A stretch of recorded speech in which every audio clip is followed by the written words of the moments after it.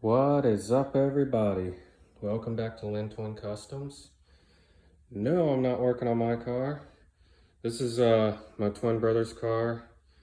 I think it's a 99 or 2000 fixed roof coupe. Doing a clutch job. Got a Luke. He bought a stock replacement, whatever, you know. If it was me, I'd put a nice clutch in it, you know. I like to fucking bang gears and shit. Well, anyways, I haven't made a video in a while.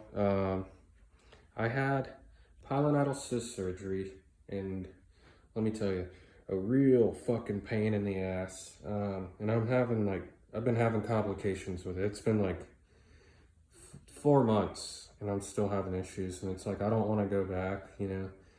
Fuck going to the doctors, and they're just a pain in the ass. And like, who knows what they're doing to me, you know. I pull my pants down, they put me to sleep, and then I wake up with a big giant fucking hole in my back, and I'm like, what the fuck is this shit?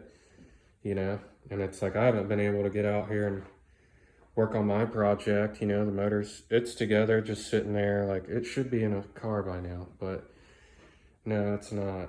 Anyways, I'm feeling better, starting to. I mean, I can at least get on a creeper and roll my fucking lazy ass around. My twin bought these quick jacks. Fucking lifesaver, you know. Personally, like, I'd just buy a lift if you got the space. We don't have a tall ceiling, so it is what it is. I mean, these are mobile, so you can take them wherever, and it gets the car pretty high off the ground. High enough to do this shit. Anyways, we're working on this thing because the clutch pedal would get stuck to the floor. And the stock clutch looked great. 60,000 miles. It had a lot of life left in it, honestly, I think. The slave, no weird noises, feels smooth. I think the issue was in the master, because I like to like investigate, you know. So I took this thing apart. There's like a little, I don't know, this weird looking springy, O-ringy, I don't know what the fuck you call it. Anyways, you gotta use a little pick to get one end, and you just keep working it around until it pops out.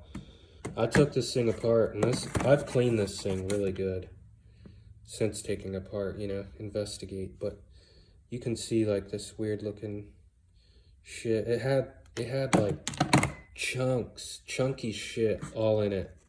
And I guarantee you it was in these lines too. And that's probably why you push the clutch down and it just gets stuck. Because some people say it's the fingers on the clutch, you know, which I could see that, the pressure plate being wore out.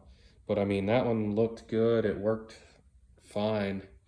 And it wouldn't do it when the car was hot or anything. It'd do it whenever it wanted. Like, one time we came out here and went to go back out of the garage, and next thing you know, the pedal just sticks to the floor, and we were like, what the hell? And then one day, like, we drove it and stuck to the floor, you know. You pull the pedal back up manually.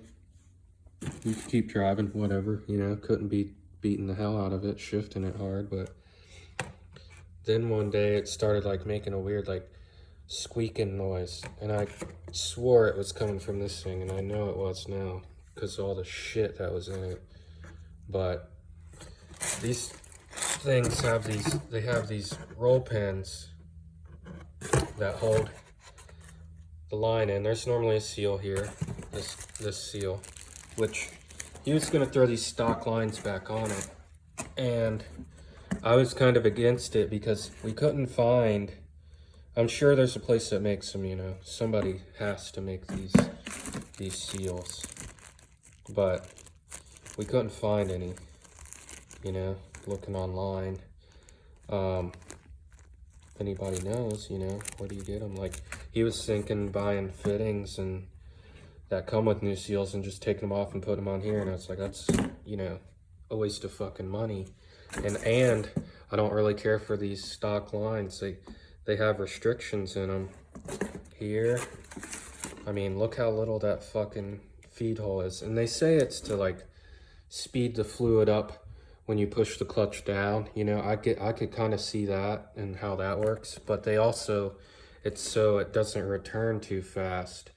And I think it's like, so it's easier on like the trans and the diff, but like you could tell when you really shift this thing and let go of the clutch, it almost seemed like it wasn't just letting go of the clutch, it was slipping it, you know what I mean? So we bought these Earl's fittings that convert it to a AN line, and they go in here and they use the roll pin to hold them, but then the end of it has an AN line on it. And we bought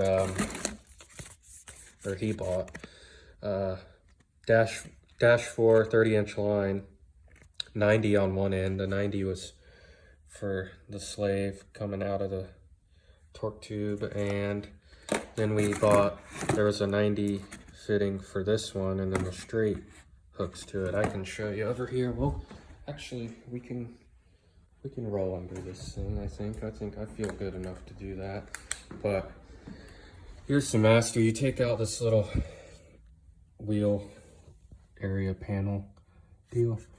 It's just a stock, like, I wouldn't even, it's not GM or nothing, it's a cheapie, works fine. But there's the Earl's fitting right here, and that's the 90, and then the straight part of the AN hooks to that. And I've got it wrapped, because this line, like, they route these things right down by the exhaust. We're gonna go down there and have a look.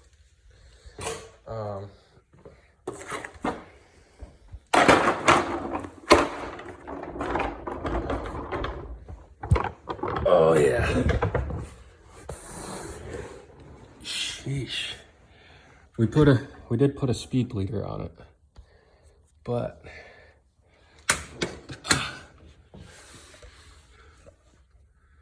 there's the, let's see here, new flywheel, new clutch,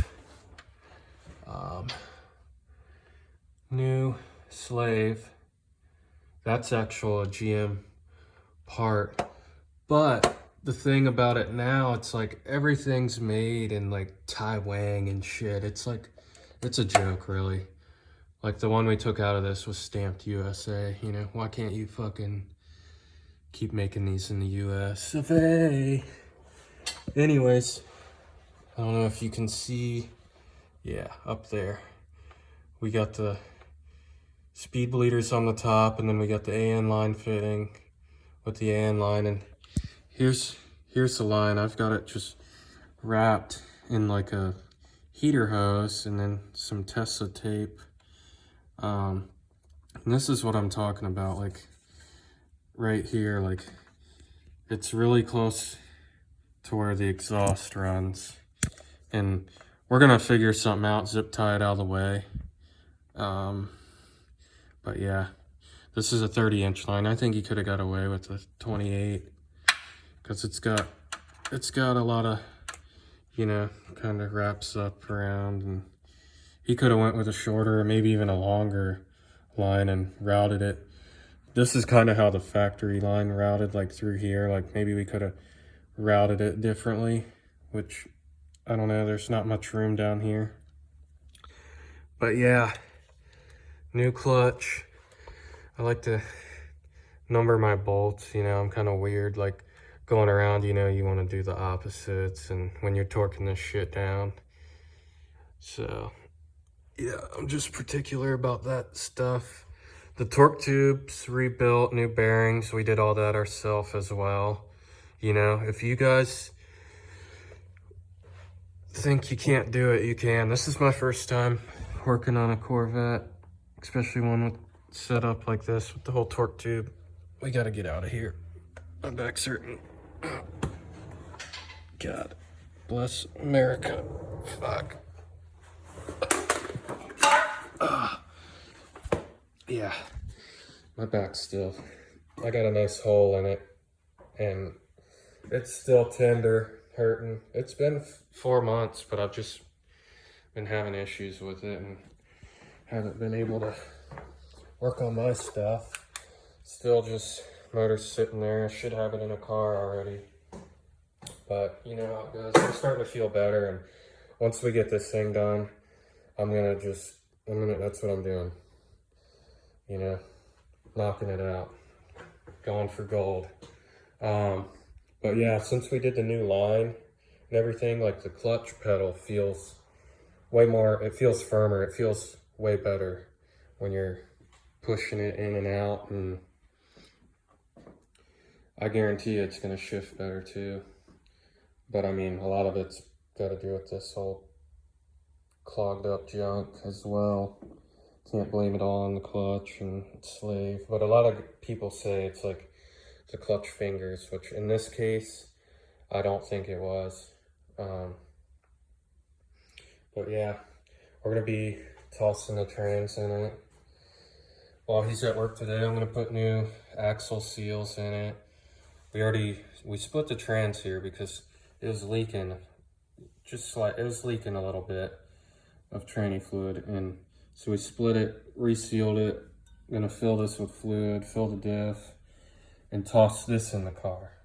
Like, we pulled it all out as one unit with the cradle, which was it was a pain in the ass, because you got these hard brake lines and they wrap around, and it's like they're right up on this fucking pumpkin here, and it's like we kind of had to bend them out of the way.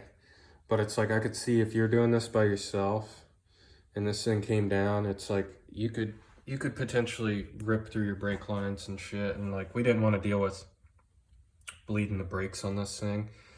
It's got a ABS code, and it's like, you know, you hook them scanners up to it, and it's like, to bleed the brakes you gotta modulate the ABS, and it's like with the code that it's thrown, it won't do it. So we just figured we'll leave the brakes hooked up. And I mean, fuck, these little pockets here hold the calipers great, and you can get it out if you're delicate with it without unhooking these brake lines. And I mean, I've seen people do it where they didn't, so it's like, I was like, I can do this. We're gonna do it this way. And we did. And putting it together though,